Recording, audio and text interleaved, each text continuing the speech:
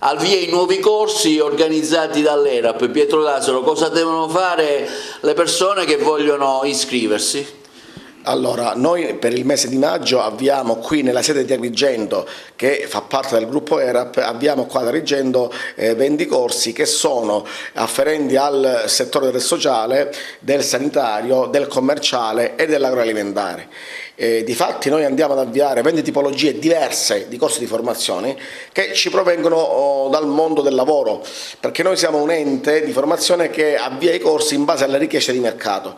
In questo caso avvieremo i corsi di estetista, di acconciatore, di operatore del massaggio, poi avvieremo i corsi per quanto riguarda il settore alimentare e quindi corsi di panettiere, di pizzaiolo, di pasticcere, di ristorazione. Poi per quanto riguarda il mondo del sociale e del sanitario avvieremo i corsi di OSA, di ASACOM, di assistente sociale, di assistente familiare e di OS e poi altri settori.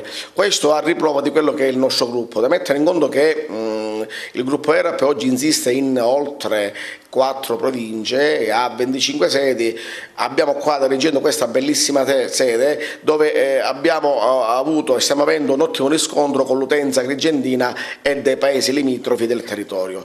Quindi il 20 di maggio, così come altri mesi, avvio al 20 e poi per i prossimi mesi altre iniziative per altri tipi di attività. Nei prossimi mesi avvierete altre iniziative, quali e quando esattamente? Sì, altre novità per il settore diplomi e per il settore lauree. Con Sicilia Scuole, come tutti sanno, noi abbiamo un'offerta vastissima di 21 tipi di diplomi.